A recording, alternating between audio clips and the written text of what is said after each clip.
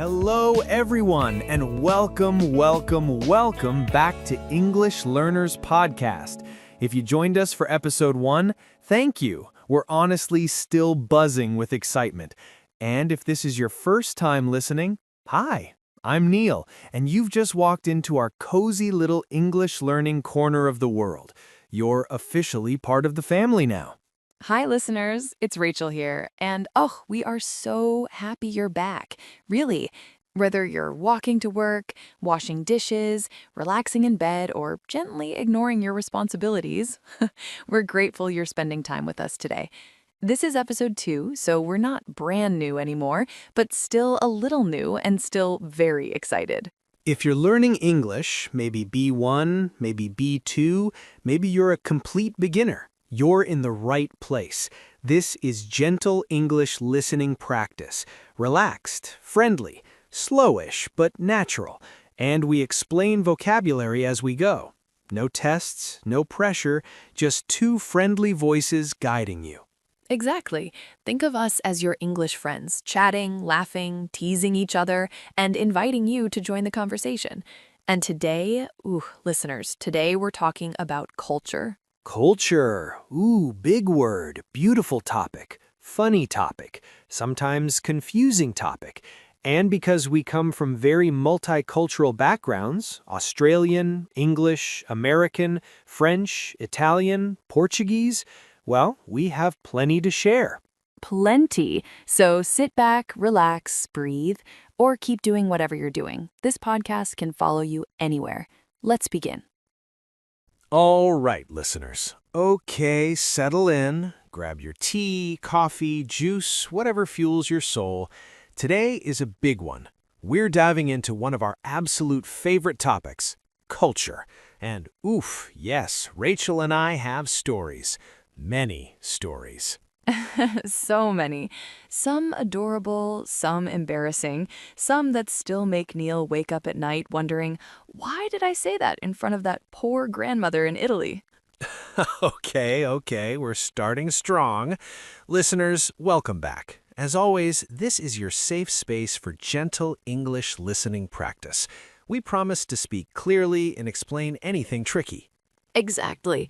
Think of us as your chatty English guides. Friendly, warm, occasionally chaotic. So, culture. Big topic. Listeners, what comes to your mind when you hear culture? Food? Music? Traditions? Festivals? Clothes? Smells? Maybe something simple, like how people say hello. Or how people complain. British culture, complain politely. French culture, complain passionately. American culture, complain loudly but with optimism. Australian culture, complain casually while barbecuing. And you forgot my favorite, Italian culture, complain with hand gestures. Yes, true. Listeners, imagine sunshine. Lots of sunshine.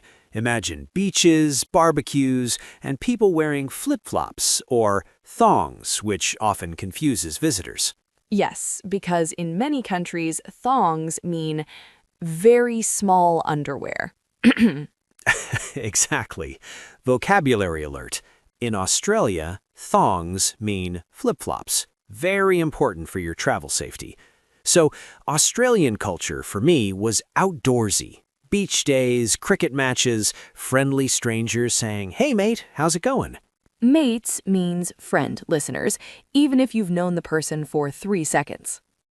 Now, my culture, honestly, it feels like a smoothie someone blended too enthusiastically. I was born in England, raised in New York, and my parents are French. So I have British politeness, American confidence, and French passion. Aha, and an accent that travels around the world in one sentence. Yes, sometimes British, sometimes American, and French when I'm annoyed or hungry. Perfect combination. Listeners, what about you?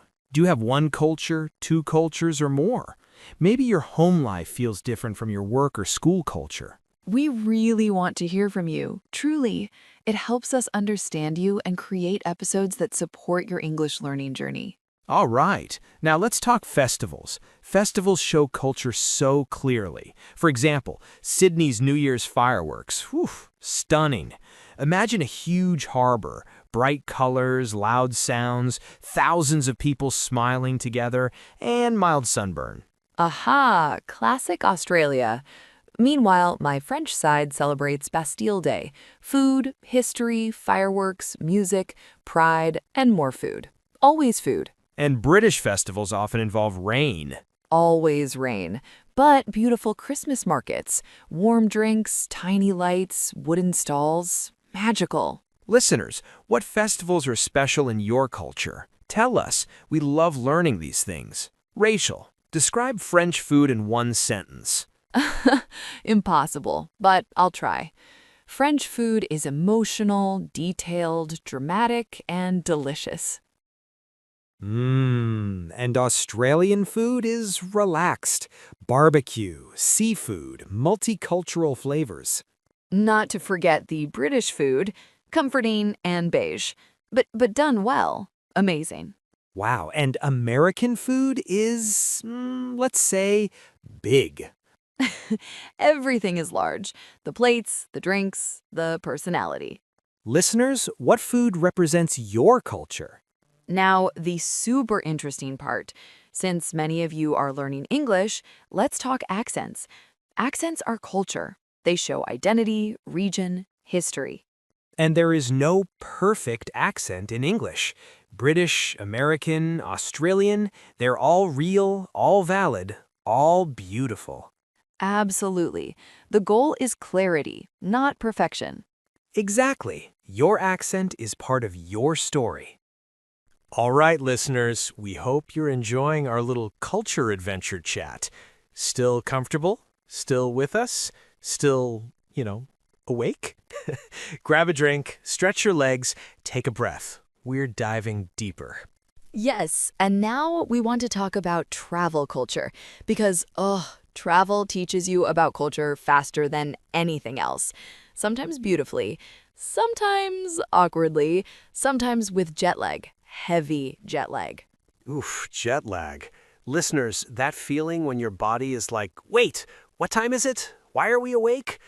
Travel can be amazing, but it can also introduce you to some very surprising cultural situations. Yes, like the time Neil tried to greet an Italian grandmother with an Australian-style hug. Oh no, are we doing this? Oh yes, it's educational for the listeners. So picture this, listeners. Neil arrives in Italy, jet-lagged, excited, ready for pasta. He meets a sweet Italian grandmother, tiny, elegant, traditional. And what does he do? I panic, that's what I do. Because in Australia, we hug. Hug first, ask questions later. It's friendly, it's warm. But this grandmother, she was not ready for a giant Australian man hugging her like a long-lost cousin. She made a noise like, ooh, ooh, ooh, and froze like a statue. Listeners, this is your vocabulary moment. A cultural misunderstanding is when you do something normal in your culture, but strange in someone else's. Like Italy uses cheek kisses, not random hugs. Important cultural detail. Yes. So, listeners, always look first. Watch what locals do, then copy it. Do not immediately hug absolutely everyone. Unless you're in France. We don't mind. Awesome. Different cultures welcome people differently. Like in Australia, hospitality means here's a barbecue, sit anywhere you want, relax, no worries. Nice. And in France, hospitality means we made a 5-course meal. Please sit here. No, not there. Here. Yes, exactly. Now admire the cheese. Lovely. I would absolutely love that. In the US, hospitality is big. Big smiles, big welcomes, big drinks, big everything. And in the UK, hospitality is very polite. You get tea. Always tea. Even if you don't want tea, you get tea. True. You enter a British home and someone immediately says, tea? Even if it's midnight, even if it's 40 degrees outside, even if you're crying. All right, listeners. Cultural vocabulary moment. Hospitality means the way people welcome and take care of guests. Listeners, we want to know, how does your culture welcome guests? Food first, shoes off, tea, coffee, music, silence? Comment and let us know. We love reading these little cultural gems. All right, let's shift to something big. City culture versus countryside culture. Whew, yes, very different worlds. Very. In big cities, New York, London, Sydney, life is fast. People walk fast, talk fast, drink coffee fast. Everything is go, go, go. But countryside culture? Slower, calmer, more relaxed. People know their neighbors. They say hello on the street. They stop and talk about the weather for 25 minutes. British countryside especially, weather is the main character. Yes, lovely day, isn't it? Bit cloudy. Looks windy. Ah, yes, windy indeed. Listeners, British people can build an entire friendship on weather commentary. Yes, French countryside culture is, well, food-focused. Yes, people talk about cheese like it's a religion. Aha, interesting. Australian countryside culture is all about space, big landscapes, nature, open skies. American countryside culture varies a lot, but many places are incredibly warm and welcoming. Listeners, some vocabulary for you. Urban means city. Rural means countryside. Pace means the speed of life. Community means the people around you, your neighbors, your group. Great words to describe culture. Try using them when you talk about your country. My city has a fast pace. I prefer rural life because it's quiet. People in my community are friendly. Okay, Neil, tell the listeners your strangest cultural moment while traveling. Oh no, there are many, but the one that still embarrasses me is in Japan. Listeners, in Japan, slurping noodles, making a sound while eating, is normal. It's polite. It shows you enjoy the food. Yes, very important cultural detail. So I try to slurp. I try very hard, but I do it wrong. I accidentally catapult a noodle across the table. I remember this story. The noodle flew like a rocket. Yes, it flew across the room. Listeners, if you ever want to experience shame, try throwing a noodle at a stranger in a quiet restaurant. Listeners, vocabulary moment. Slurp means a loud sucking sound people make when eating soup or noodles. And catapult means to throw something suddenly and quickly, usually by accident in my case. Listeners, what is the strangest cultural moment you have ever experienced? Something confusing, funny, surprising? Share it with us. We love cultural stories. Culture isn't just countries, it's families. Every family has its own mini-culture. Oh, yes. My family's culture is emotional meals, loud conversations, and complicated cheese rules. My family's culture is teasing, laughing, lots of food, and everyone talking at the same time. Listeners, how about your family? Quiet, loud, structured, relaxed, food-focused, tradition-focused, holiday-focused? Yes, comment and share it with us. All right, listeners. So, where were we? Yes, culture and all the strange, beautiful, surprising things that come with it. And there's still so much to say. Oh, absolutely. Culture is like a very big onion, layers and layers. Except this onion doesn't make you cry. Well, usually. Sometimes it does, like when you realize the phrase you used is normal in your country and totally weird somewhere else. Uh-huh, yes. Which brings us to our next topic, cultural lingo and expressions. The little phrases that make sense only if you grew up hearing them. Okay, so listeners, Australian lingo is wild, truly. For example, arvo. Arvo means afternoon. I still don't understand how you got that word. We just cut words in half and hope for the best. Brekkie for breakfast, mozzie for mosquito, servo for petrol station. Listeners, vocabulary tip. These are called slang, informal words used in everyday conversation. Exactly. Rachel, what about British lingo? Oh yes, British slang is full of fun, like gutted, which means you're really, really disappointed, or fancy, meaning like, as in, do you fancy some tea? You always fancy some tea. It's British law. True. French lingo is more emotional. You can express a whole opera of feelings with one word, like oh la la. Listeners, you know that sound? If a French person says, oh la la, something big is happening. Or nothing big is happening. We just love drama. Listeners, what slang exists in your culture? Anything funny? Strange? Send us your favorite slang words. We want to learn them. All right, so let's move to workplace culture. Because, oof, this can be a shock when you work in another country. Oh, yes. For example, in the US, work culture is very energetic, motivational. Lots of great job and you're amazing and let's do this. In France, people are passionate at work, but also protective of their personal time. At 6 p.m., they disappear. Poof, gone, home. In Australia, work culture is like, yeah, might get it done, but also don't stress too much. Very relaxed. And in the UK, workplace culture is polite, professional, calm, except during lunch. Then people run dramatically to get sandwiches. True. Listeners, vocabulary moment. Workplace culture means the habits, behaviors, communication style in a work environment. Let's talk about friendship culture, because this is one of the most fascinating things when moving between countries. Like, how do people become friends? Ooh, yes. In Australia, friendships start fast. Someone invites you to a barbecue and boom, friends. In the US, friendships also form quickly. People talk openly, share stories, connect fast. But in the UK and France, friendship takes time. Oh, yes. You might meet someone for 2 years before becoming proper friends. We warm up slowly, like a cold oven. But once you're friends, it's for life. Exactly. Listeners, how about in your culture? Do friendships start fast or slowly? Tell us.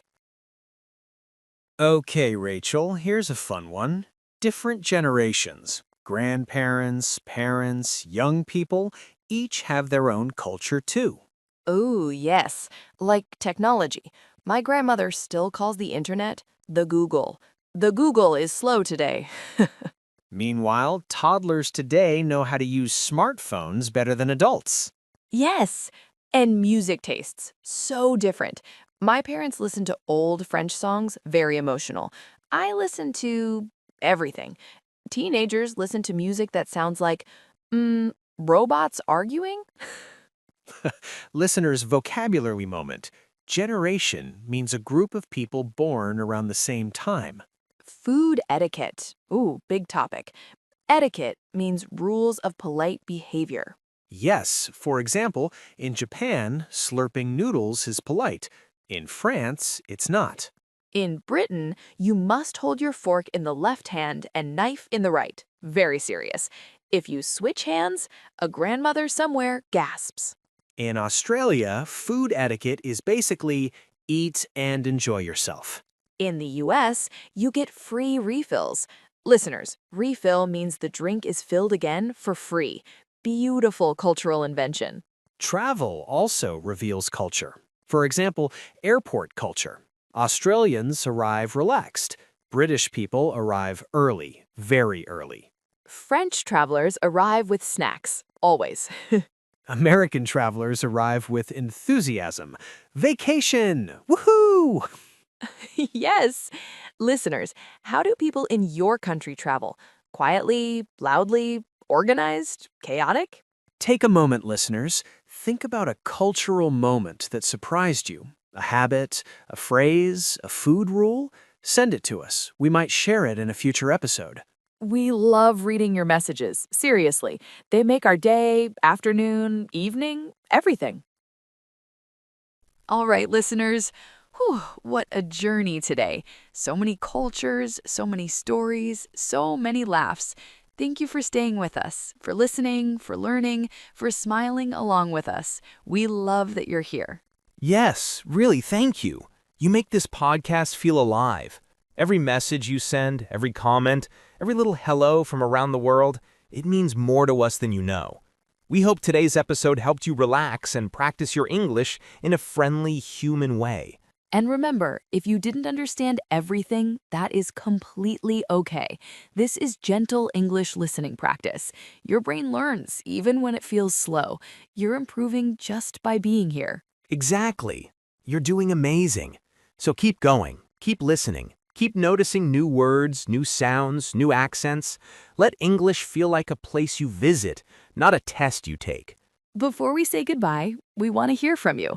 Tell us, what part of culture fascinated you today? What surprised you? What example from your own culture came to mind while listening? And if you feel comfortable, share your stories with us. We love reading about your experiences, and you might even hear your story in a future episode. So, listeners, thank you for joining us. Take care of yourself today, be gentle with your learning, be curious about the world. And we'll see you soon. Episode 3 is coming next, and we're so excited for it. More culture, more stories, more laughable moments, and more English learning together. Goodbye, listeners. Stay warm, stay curious, stay you. Have a wonderful morning, afternoon, or evening, wherever you are in the world. Bye for now.